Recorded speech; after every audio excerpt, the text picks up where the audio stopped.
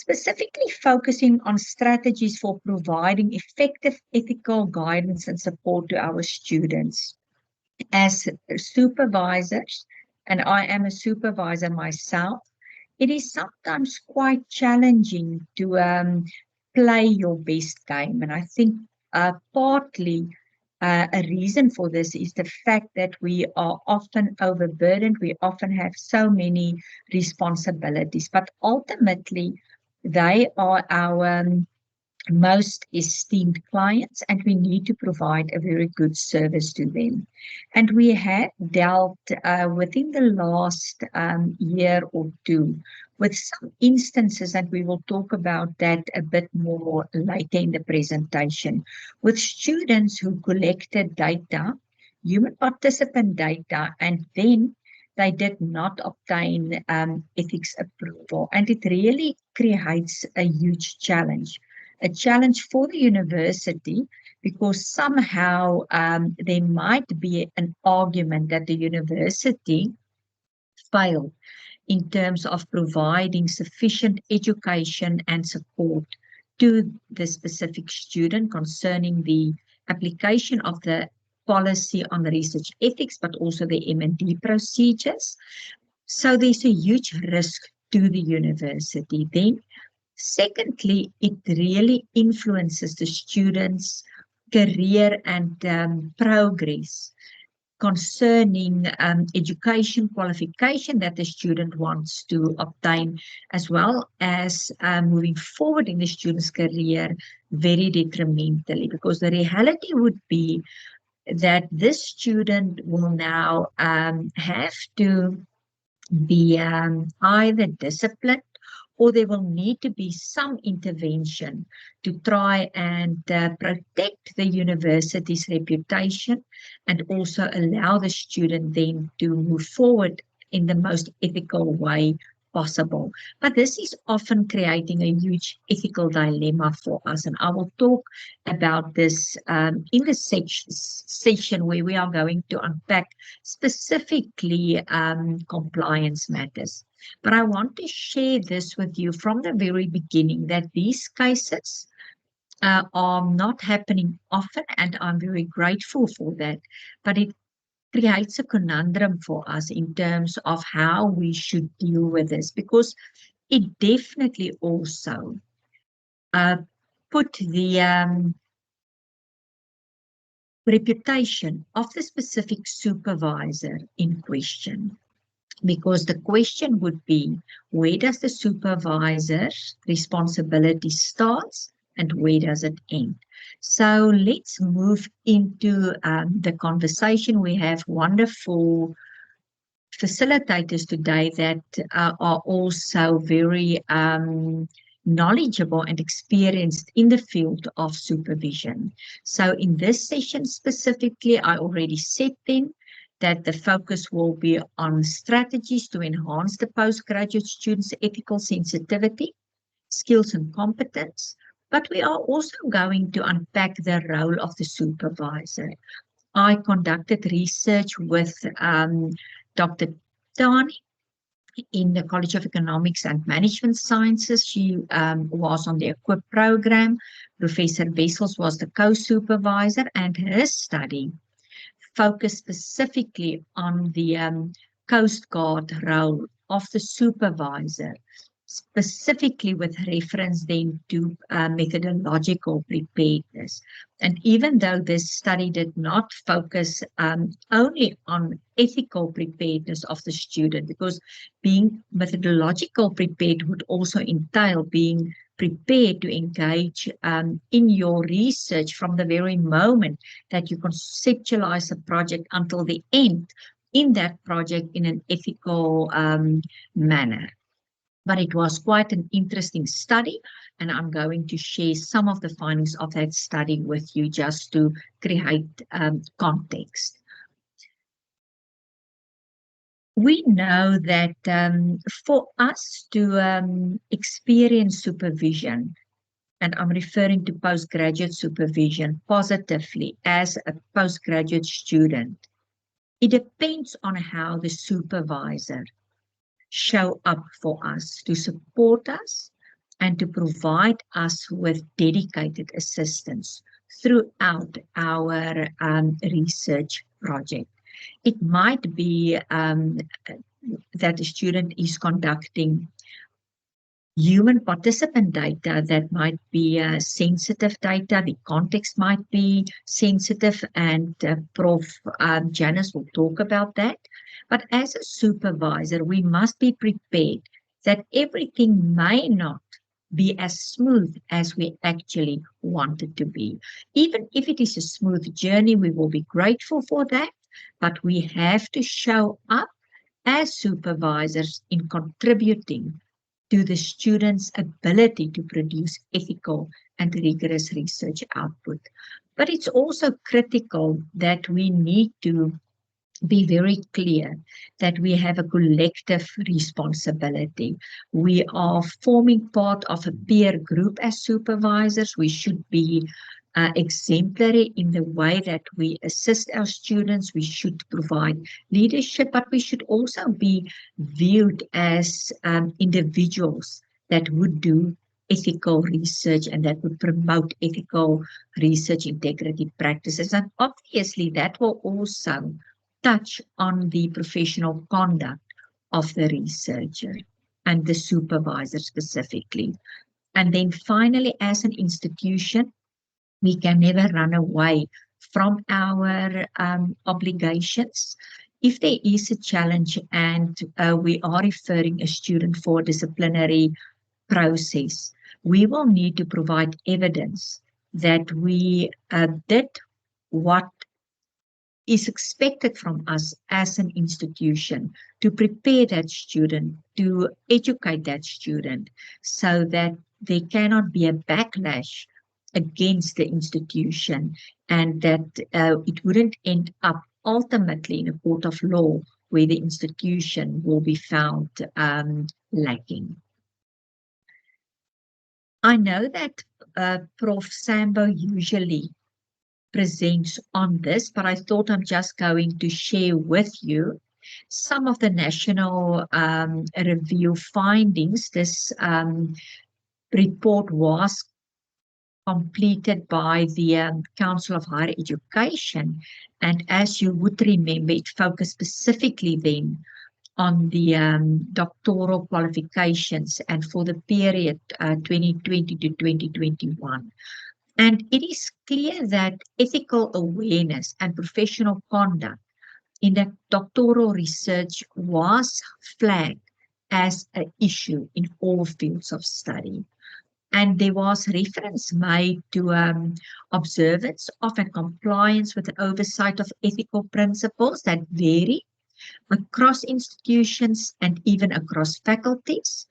And in the report, it indicates that this is a great concern, specifically in the fields of human and animal research. So, in essence, meaning that we do not follow standardized processes doesn't take away the importance of ensuring context relevance or disciplinary relevance, but in essence, there should be some standardized processes followed by colleges, by departments when they deal with the oversight and with ethical principles and how those principles are applied. They also mentioned that the structures responsible for ensuring ethical and professional conduct differ across institutions. The majority of institutions' assessment template provided to the external examiner of the doctoral candidate's work does not require the examiner to reflect on ethical considerations. UNISA is not guilty of this oversight. And they then made a recommendation to say that it's important that there should be an acquiring of both research ethics and integrity skills concerning our doctoral candidates. But I would also indicate that it is also important for our supervisors to acquire these specific skills. They identify training in ethics matters for both doctoral students and supervisors. They also indicated that there is a need to ensure not only that the requirements for approval of ethics are fulfilled, but also that doctoral students receive training then on ethical approaches to research and the broader considerations also of research integrity. Because I think where we sometimes um, ignore a specific aspect in the continuum of research ethics, it relates specifically then to the research integrity aspects. As supervisors, we are now confronted with the booming industry of artificial intelligence. This poses new challenges on us then to also educate our students how to utilize NLP's generative AI tools in an ethical and responsible manner. But let me allow Prof. Sambo to talk more on this specific report. We have the obligation then to make sure that our students understand what research ethics refers to, and in nutshell, we know that it's always about moral choices that we will make. So at the center would be certain principles, values, legislation, regulations, and contextual considerations. But as an individual, we will then consider how to make certain moral choices based on these central aspects. But in this process, we also need to consider the integrity, the rights of other individuals. And it could be research participants. Within the context of research ethics, it would mostly be our research participants, but it might even be other individuals that form part of the research process. It could, for instance, be the institution as a heuristic person. It could also be the co-supervisor if we enter into authorship agreements. It might also implicate then the other collaborators that would work on a specific study with you as a researcher. So basically, we are constantly confronted with making these moral choices. We have a moral choice, for instance, when we know that we have promised a student that we will provide feedback by a certain date, and by that date we decide not to do it. And we then have to decide what would weigh the most. How are we going to deal with this situation? We are not living in a perfect world. And I definitely don't argue that it may not happen or that it is totally something that should not happen. But I think the message should be that it's always about moral choices. And we must always be able to have very good arguments why we are making certain choices. At the center of a supervision relationship is actually integrity. And there are also various dimensions of integrity in the supervisor postgraduate student relationship. Integrity is a personal quality. It's a personal quality that the individual possesses that goes beyond merely being honest. It is that ability to be morally honorable, and your morally honorable behavior should be a consistent trait.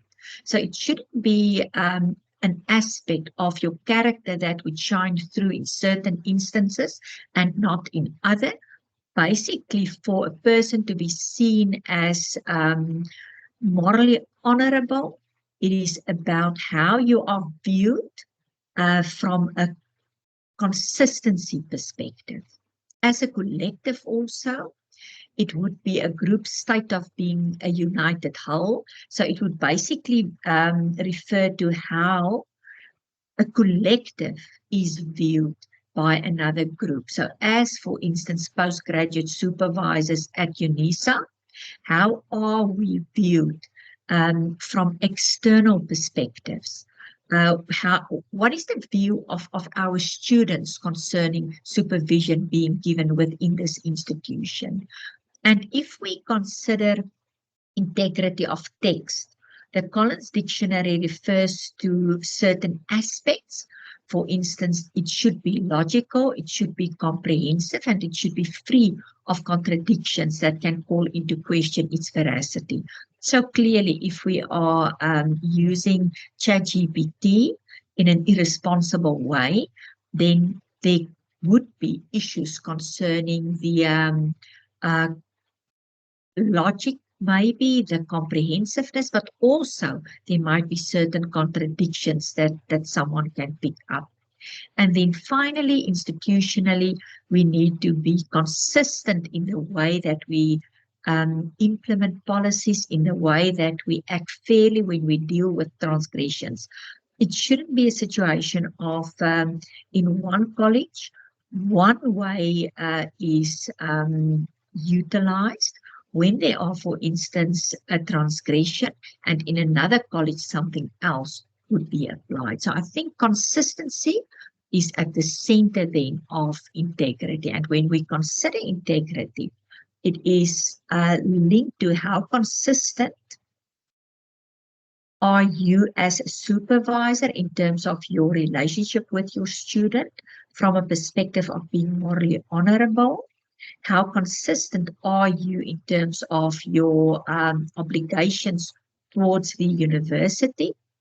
And also, how do you add value to your peer group so that the peer group is actually seen as supervisors that display consistent integrity throughout their engagement with students? And how, on top of logical, comprehensive, and um, free of contradictions text are you? Do you promote that? Are you sensitive, for instance, to your students' poor writing practices? If you determine that the student has poor writing practices, what would be your first step? The first step definitely wouldn't be to engage the student in punitive action. The first step would actually be to provide support and education for the student. In this specific study that we did, and this is from the article, um, there was a clear indication, and we all know that the number of doctoral graduates per million in a country is commonly used to indicate a country's progress towards attaining the high-level competence needed for innovation and growth in productivity. The challenge, however, is that the throughput rate of doctoral candidates is closely associated with their methodological preparedness, but so the challenge is not that throughput rate is linked to methodological preparedness, but rather that a throughput rate is linked often to the dropout rate, and this is linked to the fact that students are not adequately methodological prepared. The study also found that methodological preparedness is not a once-off situation. It basically evolved throughout the researcher's journey. When the students started, they are often not methodologically prepared in certain aspects. As they continue on this journey, they become more methodological prepared, and ultimately we might argue that they would be able to do independent research. But in this space, we are actually sharing a world of supervision. And there is a clear indication then that in this world of supervision, the supervisor plays a critical role in terms of promoting a people-centered approach to assisting the student in terms of meeting the study outcomes or the objectives of the study. And students are also very appreciative if supervisors can set goals and deadlines in the context of realistic expectations and provide a clear sense of intellectual engagement and support. And I think this is very relevant in the context of research ethics, because remember that you should understand the policy of the university. You should know by when the students should obtain ethics approval. And we know that there are deviation within the university concerning this aspect. But as a supervisor in a specific department, in a specific college, you should have a clear understanding of the processes and the procedures that the students should follow, so that it's not a situation of the student coming back to the institution and lamenting the fact, for instance, that the student did not obtain ethics approval. The supervisor-student relationship is founded then mainly also on the perception of the student concerning the way that the supervisor guided the student throughout the formal research process, but also the perception of the student in terms of how the student is making progress. So if the student feels that you are engaged in terms of promoting completion of certain sections, if you give feedback on submitted work, and also if you are able to provide methodological and theoretical advice, scholarly mentoring, and emotional support, the student would usually have a positive experience of the supervisor-student relationship. As a supervisor, we all know then that it is critical for us to be knowledgeable as a supervisor, to have the necessary competencies and skills, but we also need to be very good communicators. We should be able to provide counseling, direction, and in the end, it is also how we mentor our students that would be of high value to the students. In this study, what we did, or what the student did, Dr. Tani did, she actually utilized a metaphor for the methodological preparedness of doctoral candidates. And what she did was she then linked this role of the supervisor to the role of a Coast Guard. And if we consider the real life Coast Guard role, it is actually very, very well documented. And you will note that a Coast Guard would predominantly be responsible to ensure marine safety, preparedness for catastrophic threats. And that would entail that as a supervisor, you must be on alert that there could be potential challenges for the student. And within the context of this study, then an alert or a red flag would be if the student display any potential unpreparedness, specifically then methodological preparedness. If this happens, the real Coast Guard would conduct an emergency search and rescue operations. Similarly, your supervisor will identify at-risk candidates and then respond early to these challenges. Navigating assistance would immediately be activated, and the Coast Guards will make sure that they provide humanitarian and international assistance to the vessels that are under threat. And this is also then closely aligned to the role of the supervisor in terms of taking care of the student supervisor the relationship, to make sure that there's a close connection, there's cooperation, there's communication, and there is an opportunity for the student to feel safe when certain issues arise. I want to ask you to reflect on the following question, and we are going to do a Slido poll soon. But how did your supervisor show up for you during your master's and doctoral studies to guide you on the ethics of the study? So just reflect on that, and you are welcome to in the chat just make some notes on this, and then I'm going to move on to the next point, and this is how are you then showing up as a graduate supervisor to guide your students on the ethics of their research. And I'm going to move to the Slido now. So what you can do, colleagues, please just scan. You can just take out your cameras. You can scan the code, and you can then complete this poll. I'm going to give you some time. I think Slido is quite helpful in ensuring interaction. So please go for it. And I am eagerly awaiting to see responses.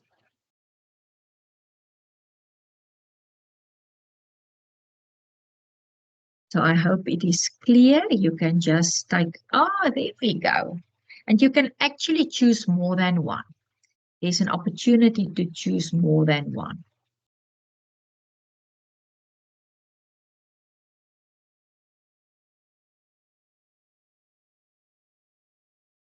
So I can see that 7, 8, thank you for your participation. We are moving to 12.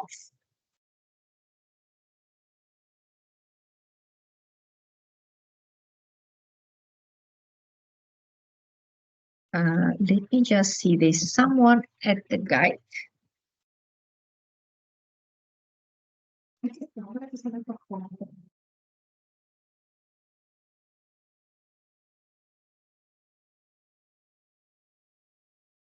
So we've got responses from 28, 30. Thank you for participating, colleagues.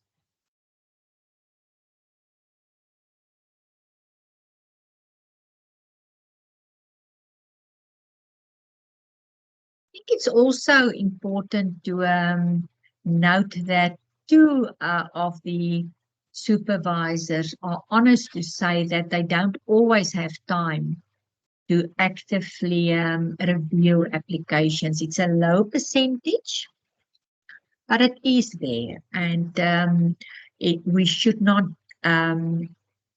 position ourselves from a judgmental point, but rather to then ask, what would stand in the way of a supervisor not to sufficiently engage in the application of a student? And I think we should actually discuss that. I am going to invite any one of you to maybe open your mic and let's have a conversation briefly while the other colleagues are still completing the poll. So anyone that would like to maybe share your personal experiences and maybe the challenges that you deal with as a supervisor. And I can't see the hand, so I'm going to hand over to Tandu. Tandu, you must please act as the moderator here. Okay. Are there anyone that would like to share experiences of why it is sometimes challenging to meet your obligations? All microphones are muted. Let me quickly fix that. Is it Prof. Marks? Can I unmute you? Let me do that.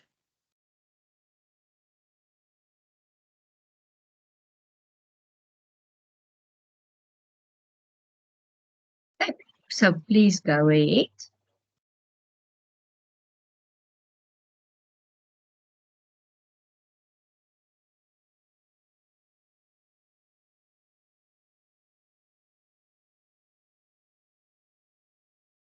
You can go ahead, Prof. Michael.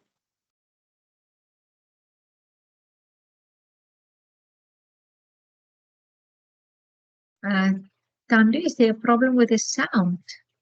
Okay, thank you very much. My first issue regarding students that I have supervised at the previous university in UNISA is the language problem. Many of these students coming to universities with a language problem, meaning academically they cannot express them well.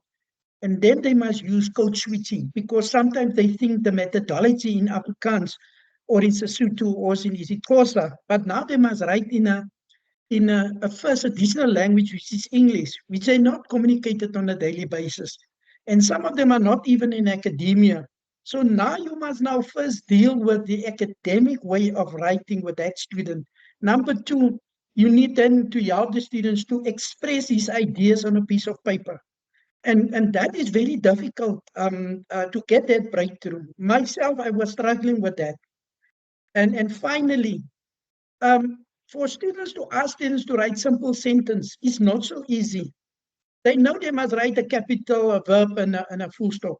But to express your idea on a piece of paper is very difficult for even for masters and doctoral students. And some of these students are in spaces where they're not operating in academia or in academical context, but more in a general, say, for example, he's a school of a principal. So you have a different way of dealing. So that student need to go over that barrier. So the language is a problem. Academic writing is a problem. And so a student then struggle to express his or her idea on a piece of paper. That is very difficult. Even academics sitting on this platform have that particular barrier to get a breakthrough on that particular barrier. And it only comes over time for practicing. Then another issue, how can I as a supervisor check whether this is the student's real work?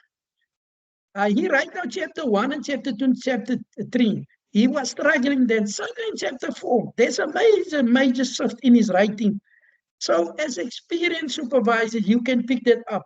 But if you have now emerging supervisor, and he's not co-supervising with an experienced supervisor, that academic will not pick up, of that supervisor will not pick up that trend. Maybe you have a ghostwriter, or maybe he make use of generated AI tools.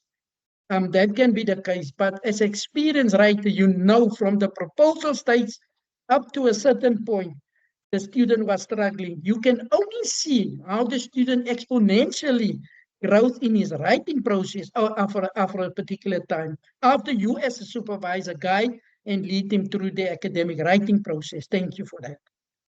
Thank you, Prof. Michael, for that. And I want to ask, and it's because I'm not sure, what academic writing assistance is provided by UNISA? So from first year, there's a unit on from first year provided to students. That's number one. Whether you are in education, whether you are in camps, there is I think it's a compulsory module where they can see whether you can write academically, your assignments and stuff. That's number one. When they arrive on postgraduate, there we have particular sessions in our different departments. I was previously head of department, a chair, and we have these sessions with our masters and doctoral students. So I'm not sure what is the other departments are doing or other colleges, but the research, the head of postgraduate studies in the colleges are provided to students. But not all the students excel, but you have that. And I believe it's really a block for students to come and write immediately. And writing is an art, and writing is a scientific way expressing yourself. And I find that when I was in academia, when I start out, that writing is an art form, but it's also a scientific way expressing yourself about your particular research. And some of the students struggle with that. You can give them so many workshops. It's up to a point where the student must realize, now I need to do something about this, and so on. But there are students that will use these platforms, these generated AI tools. I need to express it here. That they are using it for paraphrasing. They can use it for for helping them. There's Schoolboard, there's Grammarly, there's a lot of other platforms that I know. Thank you for that. Sorry Thank you that I have very to much. articulate. Sorry that I need to explain this more deeply because I'm dealing over the couple of 15, 18 years with these things. Thank you so much. And I've seen two other hands as well. Let's hear from you as well, colleagues. I think it's Prof. Brain. Is it Prof. Byrne? Sorry, I want to lower my hand, but I cannot lower my hand. Sorry for that. That's the historical hand. I think it will just lower by itself. So just leave it for now. So the next person, please. Colleagues, just to answer Professor van Wyk's frustrations and question, the Department of English Studies is currently working on creating a short learning program on academic writing, which will be offered to all postgraduate students, in which we fondly hope that we'll be able to teach them exactly the things that Professor van Wyk is complaining about, namely the student can't find the right words, the student, their work, even if they did, I won't go into any more details. So Professor van Wyk, hang in there, help is on the way. Thank you. Thank you very much for that. I attended a session yesterday by Prof. Anay Verhoef van Northwest University, and he indicated how they are identifying poor academic writing often as the first failure, so to speak, of the student. And then they would immediately refer the student for a training program that they have developed in the institution. So I think it would be amazing, Prof. Byrne, if we can have similar support for our students. I've seen another hand. From Prof. Velapi. Yes.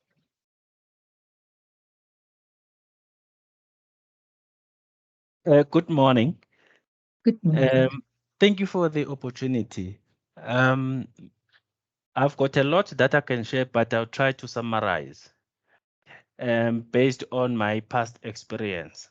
What I noticed is that my experience is almost similar to the experience of the later speaker. But what I did, because I noticed that there was a gap between the lower level qualification and the masters. So then when you look at the modules at a lower level, there's no module that speak to this aspect of academic writing. And then I then decided to to run a session whereby I'll teach them on how to write academically. And in that training, I also incorporated a feature whereby the student will be able to read how to read a journal article and how to paraphrase or how to put the content of that particular journal article in your own way, and also try not to, increase the plagiarism level. So that is what I have in place at the moment. Because I noticed that in my previous employer, I noticed that there were those workshops that were tailor-made for students, maybe to bridge that particular gap. But what I noticed is that the content was too general because it needed to cover different fields. But mine was specifically speaking to my research area and also covering different aspects of the project of the students. So that's my approach up until now. But what I noticed is that when they get to a PhD level, I don't have that problem, because I make sure that the foundation at a master's level is very good. So maybe it's because I've never had a situation whereby I get a PhD student that is coming outside my hand. Normally, I would have my students at a master's level, and then due to the fact that they will enjoy the journey with me at a master, then they will request to continue with me at a PhD level. At a PhD level, they just apply what I taught them at a master's level. Thank you. Thank you very much. And you are also then adding to the conversation that poor academic writing can be a huge challenge for these students. And let's allow Prof. Ramdas, and then we will continue. Over to you, Prof. Hi, good morning, Prof, and good morning, colleagues. I'm busy with other issues here at the moment, but I'm listening to the conversation, and this makes me, let us reflect and take a few steps back. From my side, I would like to say that, or I would like to ask the question: do we get the cream of the crop in terms of the caliber of students that comes to UNISA? Most of our students are basically, if you look at South Africa as a country, maybe going to our prominent universities like UP, Stellenbosch, and I don't want to go into detail about that. But we basically get the leftovers, colleagues, and we have to, really bend backwards, especially in terms of academic writing. In terms of writing in general, that's a serious challenge, and we have to work with our students like, like Lowberry's business in order to get them to the level and standard that we would like them to be. And maybe this is not the right platform, but our ethical clearance. Yes, ethical clearance is important for every one of us. We all pay due respect to that. But, our students do not understand the importance of ethical clearance. And also, yes, there may be training that is being provided, but our students are normally working, and or our students, and very most often, if you look at the M&D students, they are working students, and sometimes they work shifts, so they do not get the opportunity to basically come on. So we have to come on board. We have to try to get our research ethics department to engage with the colleagues to see how, if they cannot attend a research session that has been scheduled, then we have to basically schedule a session on our own, trying to address that. And I think, there must be simpler ways of doing that, but we haven't been there. Possibly we need to speak about this much more, because research ethics has become a focus for UNISA in the last 2 or 3 years. Before that, I shouldn't think that it was a major problem. But now everything is online. Everything needs to be done. We all following our protocol. But I think, we should be in a situation where we look at or we try to simplify things so that the message goes to our students in terms of, how they could do this. Because quite often it goes back and forth a million times. And eventually we have to get in to try to resolve the problem. But this back and forth, and also, sometimes we get colleagues that are not in the field, that are from other fields and do not understand your particular field. And so they always, I mean, it becomes a bit of a major challenge in terms of saying, okay, do this and do that and do that and do that. And this becomes a serious challenge. And sometimes students get fed up of this situation. Thank you so much, Prof. Thank you very much, Prof. And I hope my team makes some notes, because I agree with you. We often do not consider the context of our students. And it is something that we will just follow up with our colleagues from CGS, because probably they already instituted programs after hours for students. I'm not sure about it, because I think that would actually be a very helpful way of reaching our students, to have training with the students maybe between 6 and 7 short training sessions. I know that other universities that I am involved in, specifically focusing on management and dealing with management and policing doctoral students, are actually doing that. So thank you. I think that's a very good suggestion. I'm going to hand over to Joanne. Please continue, Dr. Joanne, and then we will move on. I see that my time is running out, but colleagues, it's not about running through slides. I think it's better for us to engage. So I'm just going to ask 5 more minutes from my colleague that will come after me. Please continue, Joanne. Thank you, Professor Visagie. I want to support my colleagues. We do not get students who are good at academic writing, but the reality is most of us are working in our second or third language. I also have I'm still learning how to do academic writing, and I'm finding it a real challenge. Although I'm good at writing study guides, I struggle to write articles.